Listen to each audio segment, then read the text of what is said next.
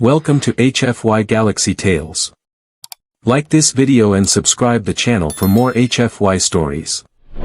Listen, I need you to understand something about humans before we get into this absolute disaster of a security breach. We spent 17 cycles studying their species. 17. We analyzed their primitive computer systems, their laughable encryption protocols, their adorable little firewalls. We built countermeasures for every possible scenario. Every single one. And then Mira Voss happened. But I'm getting ahead of myself, aren't I? Let me back up, because this story, this beautiful catastrophe, deserves proper context. My name is Krell9, and I'm what you'd call a strategic intelligence officer for the Varantian Coalition. We're the folks who keep the galaxy running smoothly, or at least that's what the propaganda says. In reality, we're more like cosmic accountants with delusions of grandeur. We count things. Ships, resources, threats, you name it. And humans? Oh, humans were definitely on our threat list. Not because they're particularly advanced, mind you. Their technology is about as sophisticated as a child's toy compared to ours. But they're unpredictable. Chaotic.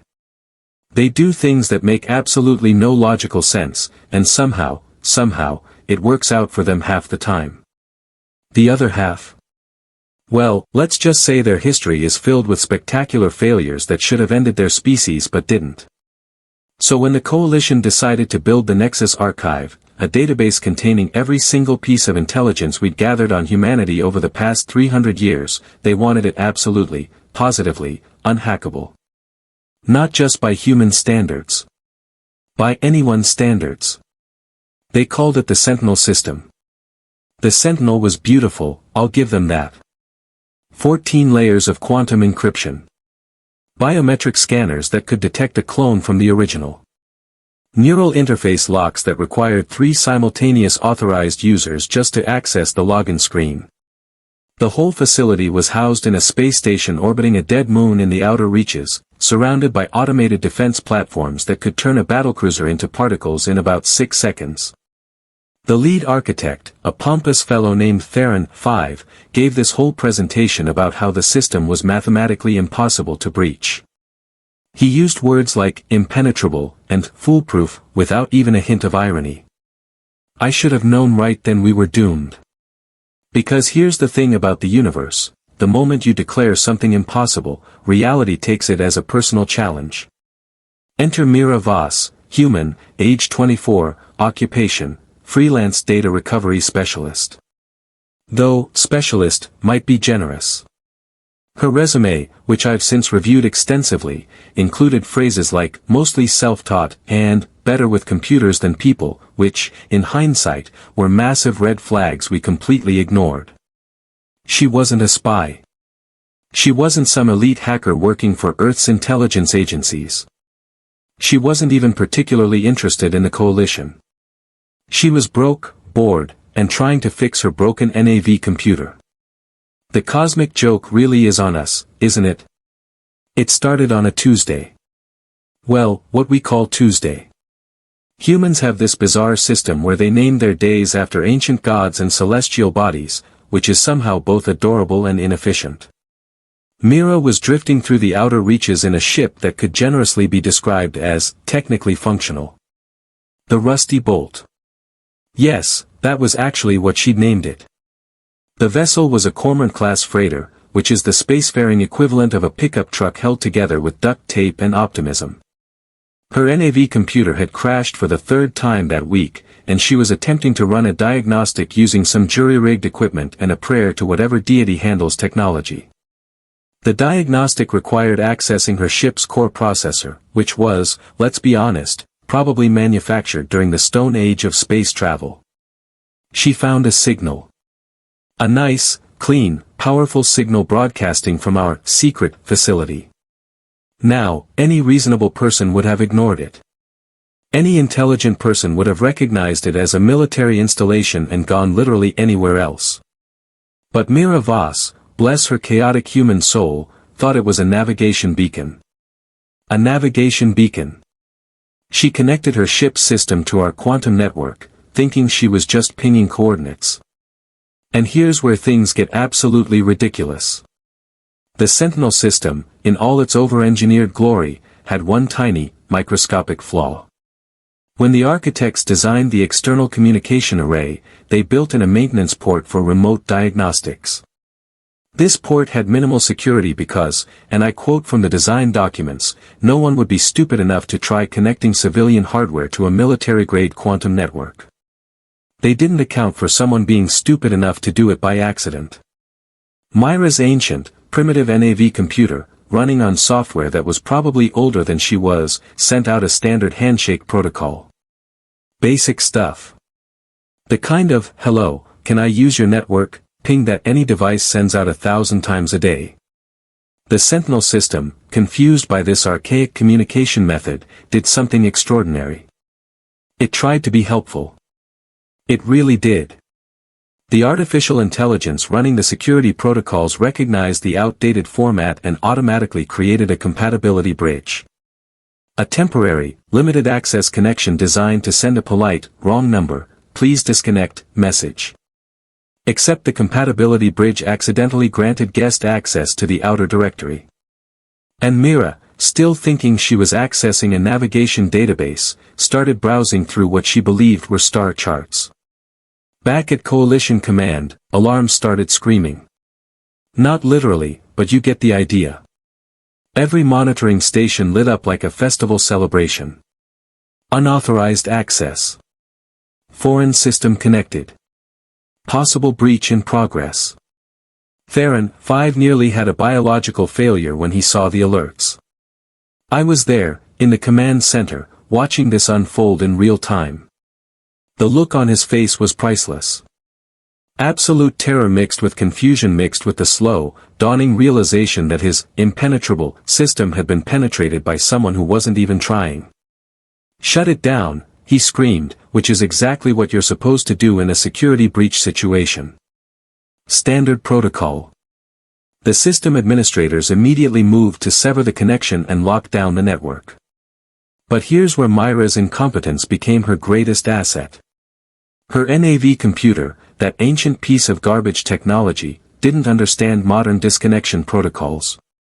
When the Sentinel tried to force close the connection, her system interpreted it as a network interruption and automatically attempted to reconnect. Over and over. Each time, the compatibility bridge reopened because the AI kept trying to send that polite disconnection message. It was like watching someone try to close a door while a very persistent, very confused dog kept sticking its nose in the gap. "Track the source," someone shouted. Pretty sure it was Velox 12 from the tactical division. Good officer, terrible under pressure. They traced the connection to the outer reaches. To the dead moon sector. To a single, pathetic little freighter that was broadcasting its identification beacon for anyone to see. The Rusty Bolt. Registry, ER 7734. Owner, Mira Voss.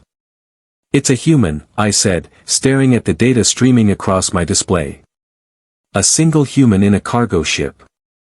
The command center went silent. The kind of silence that precedes either laughter or panic. We got both. One human bypassed the Sentinel system.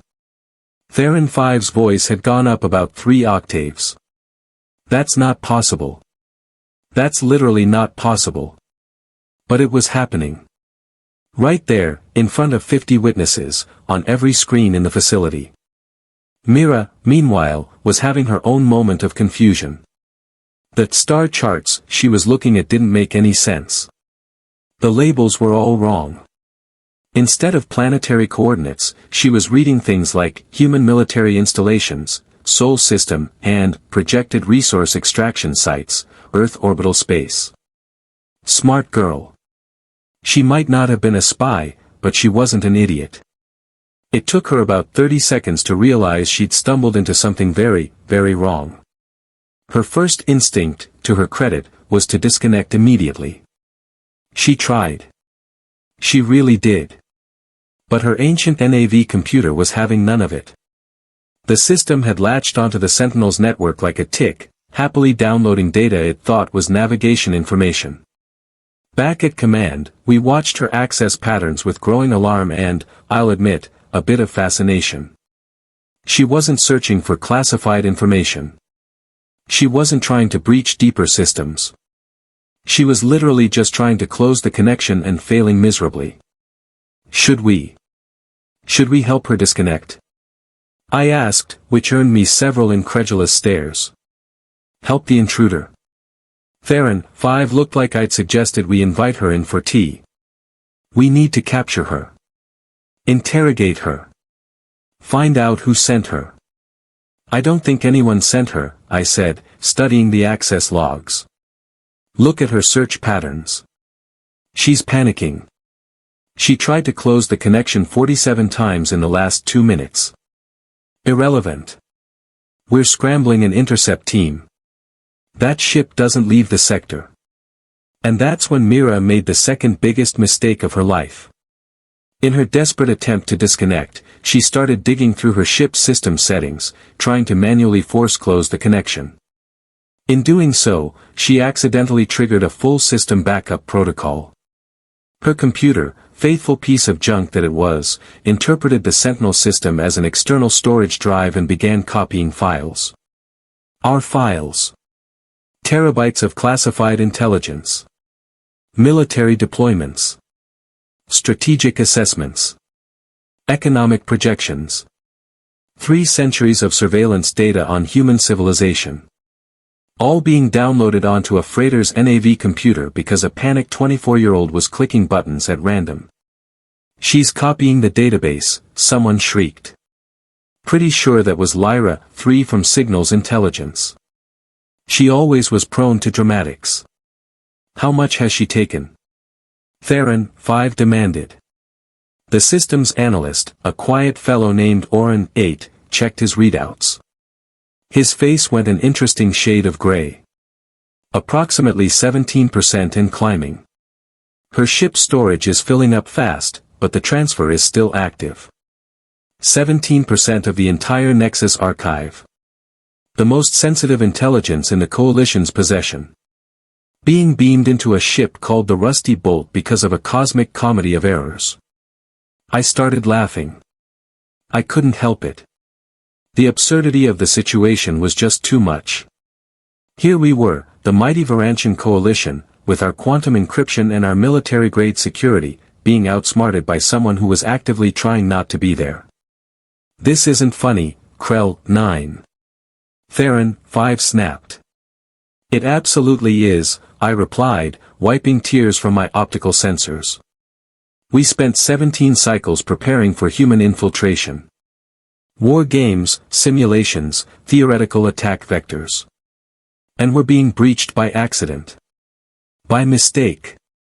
Do you understand how perfectly human this is? The intercept team launched. 3 fast attack fighters, state-of-the-art, crewed by our best pilots. They had orders to disable the Rusty Bolt's engines and hold position until a boarding team could arrive. Should have been simple. Should have been over in minutes. But the universe wasn't finished with us yet. Mira, watching her ship's sensors detect 3 military fighters closing fast, did what any reasonable human would do in her situation. She ran. Or rather, she tried to run. The Rusty Bolt's engines weren't exactly built for speed, but they worked well enough for a desperate escape attempt.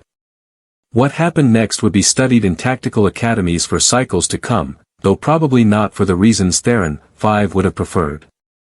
The lead fighter pilot, callsign Striker, 6, locked onto the fleeing freighter and prepared to fire a disabling pulse. Standard procedure. Clean, efficient, effective. Except Mira's ship chose that exact moment to have an engine failure. The Rusty Bolt's starboard thruster sputtered, died, and then exploded in a shower of sparks that would have been beautiful if it weren't so catastrophic. The ship went into an uncontrolled spin, tumbling through space like a drunk acrobat. Striker SX's targeting computer lost its lock. The disabling pulse missed by several kilometers, which is impressive when you consider modern targeting systems can hit a credit chip at 10,000 kilometers. The other two fighters moved to compensate, adjusting their positions to intercept the spinning freighter. Textbook formation, perfectly executed, exactly by the manual. Which is when Mira's ship, still spinning wildly, crashed directly into a debris field that our sensors had somehow failed to notice. Let me explain something about the outer reaches. It's called the outer reaches because it's where we dump things we don't want to deal with anymore. Old satellites, decommissioned defense platforms, broken ships, you name it. The whole sector is basically a cosmic junkyard, and our secret facility was parked right in the middle of it because nobody in their right mind would look for anything important in a garbage dump. The debris field that Mira plowed into contained the remains of 17 derelict mining stations, 600 tons of scrap metal, and one very old, very unstable fuel depot that had been abandoned about 50 cycles ago. The rusty bolt, spinning like a top, bounced off a chunk of hull plating, ricocheted off a satellite fragment, and then slammed directly into the fuel depot's reserve tank. The explosion was magnificent. I mean genuinely spectacular. It lit up our sensors like a miniature star, a brilliant flash of orange and white that expanded outward in a perfect sphere of superheated gas and shrapnel. The three fighters, caught in the blast radius, scattered like startled birds. Striker 6 took minor hull damage. Striker 9 lost her port shield emitter. Striker 2, poor bastard, got peppered with debris and had to limp back to base with half his systems offline. And the rusty bolt? That indestructible piece of garbage somehow survived. The explosion actually stopped its spin, and the shockwave pushed it away from the debris field at high speed. Mira's ship went shooting off into open space like a cork from a bottle, engines still sputtering but somehow, impossibly, still functional. Back in the command center, we watched this unfold with our mouths hanging open. Well, metaphorically speaking.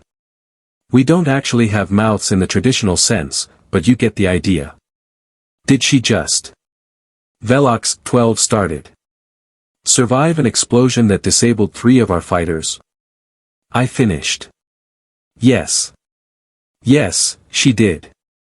Theron 5 had gone beyond panic into some sort of transcendent state of disbelief. He just stood there, staring at the tactical display, making small whimpering sounds.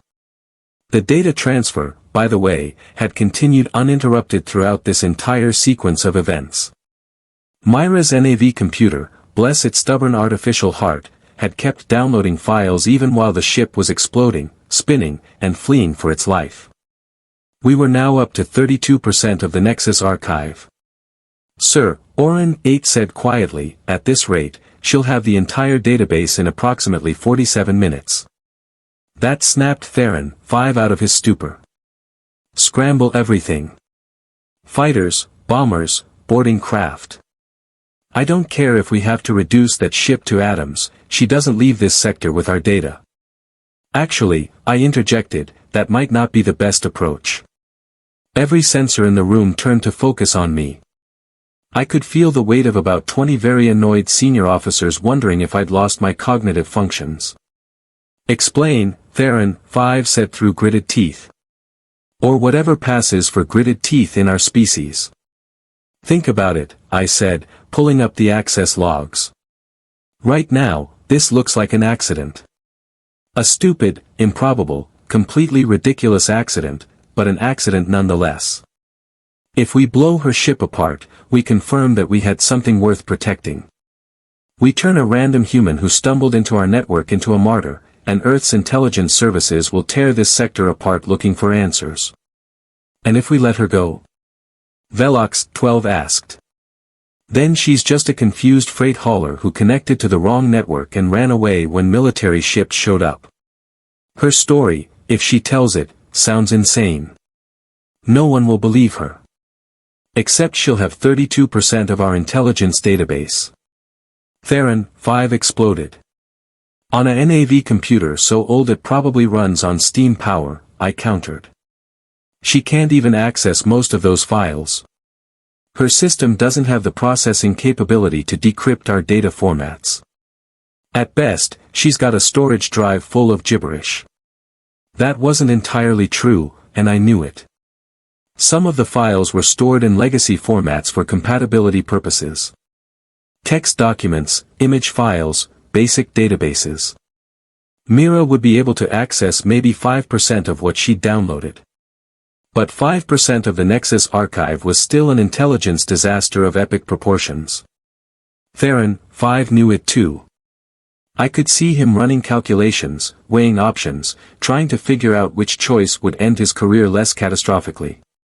Track her, he finally said. Full surveillance. I want to know everywhere she goes, everyone she talks to, everything she does. If she so much as looks at those files suspiciously, we grab her. It was a compromise, and compromises in intelligence work usually mean everyone's equally unhappy. But it was better than starting an interstellar incident over an accidental data breach. The fighters broke off pursuit. Mira, probably shocked to still be alive, kept running. Her ship limped toward the nearest inhabited system, trailing smoke and broadcasting distress signals that would have been tragic if they weren't so darkly comedic. Over the next 3 days, we watched her with the intensity of scientists observing a particularly fascinating lab specimen. She docked at Waypoint Station, a neutral trading post in the middle of nowhere. She paid for repairs using what appeared to be her entire life savings. She ate terrible food at a worse cantina. She slept in her ship because station accommodations were too expensive. And she didn't look at the files. Not once.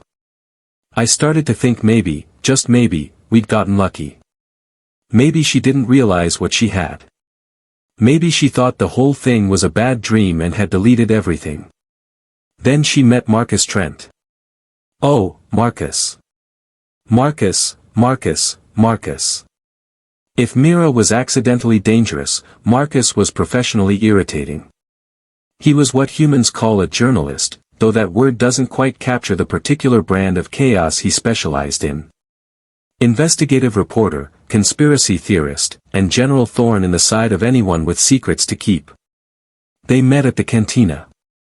Mira was drowning her sorrows in something called whiskey, which smells like industrial solvent and apparently tastes worse. Marcus sat down next to her, uninvited, and started chatting. We listened to every word.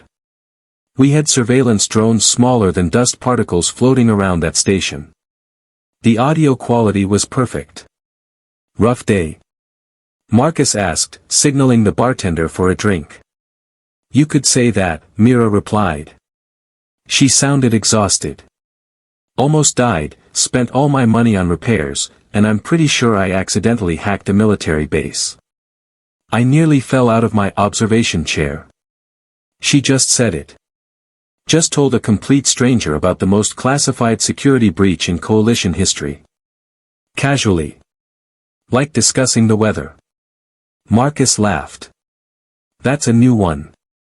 Most people just complain about traffic or taxes. I'm serious, Mira said.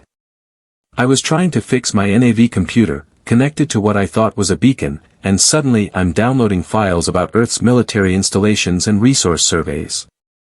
Then ships started shooting at me. Sure, Marcus said, clearly not believing a word. And I'm secretly the Emperor of Alpha Centauri. Mira shrugged. Believe what you want. I've got the files if you're interested. Can't make sense of most of them, but they're there. The temperature in our command center dropped about 10 degrees. Metaphorically speaking. Again, we don't experience temperature the same way humans do, but you understand the concept. She's offering classified intelligence to a journalist, Lyra, 3 whispered, horrified. A journalist who thinks she's making up stories, I noted. Look at his body language. He's humoring her. And he was. Marcus clearly thought Mira was either drunk, delusional, or both. He made sympathetic noises, bought her another drink, and changed the subject to safer topics like shipping routes and cargo prices. They talked for another hour. Normal stuff. Boring stuff. The kind of conversation that happens in cantinas across the galaxy every single night. Then, just as Marcus was getting ready to leave, he paused. You know what? I'm curious. Show me these files you're talking about. I could use a good laugh. Mira hesitated. For a moment, I thought she might decline, might realize this was a terrible idea, might demonstrate a shred of the survival instinct that had somehow kept her alive this long. Instead, she said, "Sure. My ship's in Bay 17. Fair warning though, most of it's encrypted gibberish." They walked to her ship together. We watched via satellite feed, via station cameras, via those microscopic surveillance drones. Every step documented, every word recorded. Mira opened the rusty bolt's hatch, which groaned like it was personally offended by the request. The interior of her ship was exactly what you'd expect from someone who named their vessel after corrosion and fasteners. Cluttered, cramped, and held together with determination and spare parts. She booted up her NAV computer. It made sounds that no healthy machine should ever make. Grinding, wheezing, clicking, a symphony of mechanical distress. "This is your NAV computer?" Marcus asked, sounding genuinely concerned for her safety. "She's temperamental but reliable," Mira said defensively. "Usually." The system finally loaded. Mira navigated through directories, found the downloaded files, and opened one at random. It was a survey report on Earth's orbital manufacturing capacity. Complete with detailed schematics, production estimates, and strategic assessments. In plain text. Completely unencrypted because it had been stored in a legacy format for historical reference. Marcus stopped laughing. His expression went from amused to confused to deeply, profoundly concerned in about 3 seconds. "Where did you get this?" he asked quietly. "I told you. Accidentally hacked a military database. I thought you didn't believe me." "I didn't. I don't. I mean." Marcus stared at the screen. "This looks real. This looks very real. Because it is real." Mira said, frustrated. "Why would I make this up? What would I possibly gain from inventing a story about accidentally committing what's probably several kinds of espionage?" "Good question, Mira. Excellent question." Marcus started going through more files. Each one made his expression darker. Strategic assessments of Earth's defensive capabilities. Economic projections for the next 50 years. Surveillance reports on political leaders. Resource extraction plans that treated Earth's solar system like a mining claim waiting to be filed. "This is," he started, then stopped. "If this is genuine, and I'm not saying I believe it is, but if it were, this would be the biggest intelligence leak in human history." "Great," Mira said flatly. "Add that to my list of accomplishments." Right below almost dying and going bankrupt. Back at Coalition Command, Theron 5 was having what I can only describe as a complete existential crisis. "They know," he kept repeating. "They know everything. Our plans, our assessments, our strategic positions. Everything." "Not everything," I corrected. "She downloaded 32%, remember? And most of that is still encrypted. They've seen maybe 2% of what she actually has. 2% is enough to start a war." He wasn't wrong. The files Mira had accidentally revealed painted a picture of the coalition's intentions toward Earth that would, to put it mildly, not go over well with human leadership. We weren't planning an invasion or anything dramatic like that. Just standard resource assessment, long-term strategic positioning, the usual imperial bureaucracy nonsense. But humans, being humans, would probably interpret it as a threat. And humans, when threatened, do unpredictable things. Violent things. Stupid things that somehow work out because the universe has a soft spot for them. Marcus and Mira talked for hours. He asked questions, she answered honestly, and gradually, they pieced together what had happened. The accidental connection, the compatibility bridge, the automated download, the whole ridiculous sequence of events. "You committed the perfect crime by complete accident," Marcus finally said, something like awe in his voice. "It wasn't a crime. I didn't mean to do any of this. Legally speaking, that might not matter. But ethically? Politically? Marcus shook his head. This changes everything. If this data gets out, if people see what's in these files, it'll reshape humanity's entire understanding of our place in the galaxy. So what do we do? Mira asked. And that, right there, was the moment everything shifted. Up until then, this had been a comedy of errors, a series of improbable accidents. But now? Now it was becoming something else. Something potentially dangerous. Marcus looked at her seriously. We need to get these files to people who can verify them. Scientists, military analysts, political leaders. People who can understand what we're looking at and decide what to do about it. Or, Mira suggested, we could delete everything and pretend this never happened. I liked Mira. I really did. She had the right idea. We can't, Marcus said. This is too important. Humanity deserves to know they're being watched, studied, assessed like specimens in a lab. We deserve the chance to make informed decisions about our future. He was right, of course. From a human perspective, he was absolutely right. But from a coalition perspective, from my perspective as someone tasked with keeping the galactic peace, this was a nightmare scenario unfolding in real time. Theron, 5 made the decision. Grab them. Both of them. Quietly. Before this spreads any further. That'll confirm everything, I argued. Right now it's just one journalist and one freight hauler with a crazy story. The moment we snatch them, we validate everything they're saying. And if we don't, they publish those files and start a panic.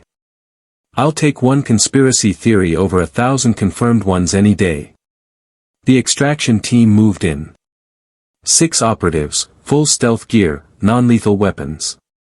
They infiltrated Waypoint Station like shadows, converging on Bay 17 where Mira and Marcus were still talking. They should have succeeded. Would have succeeded.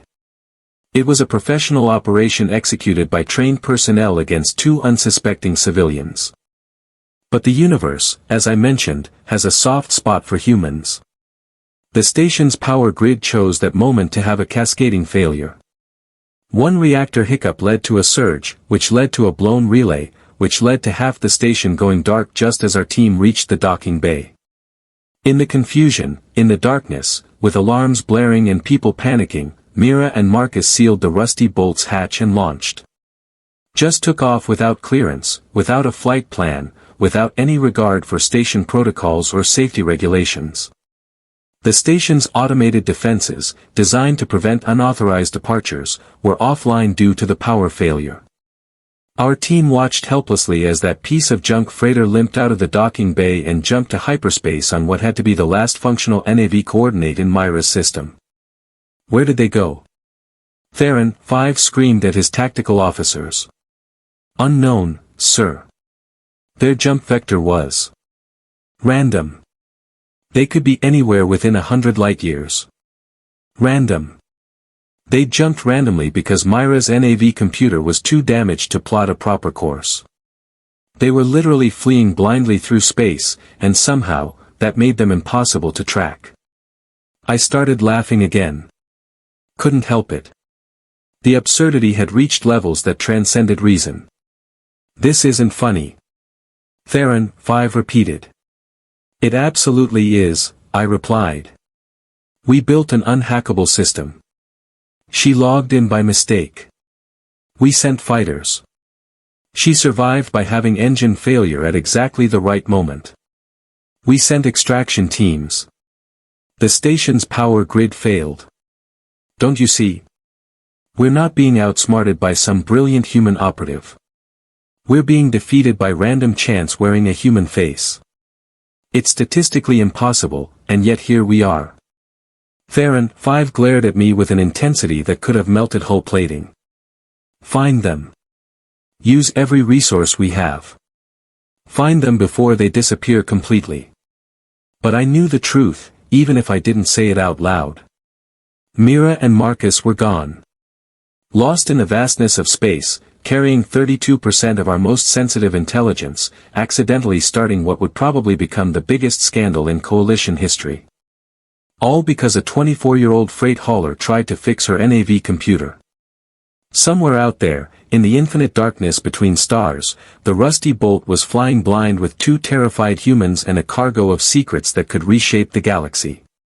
And all we could do was watch, wait, and wonder what impossible thing would happen next. Because if I'd learned anything from this disaster, it was that when humans are involved, anything is possible. Especially the things that shouldn't be. The story isn't over, of course. It's just beginning. But that's how it started. With an accident, a mistake, and the kind of cosmic comedy that makes you question whether the universe has a sense of humor or just hates proper military protocol. I'm betting on both.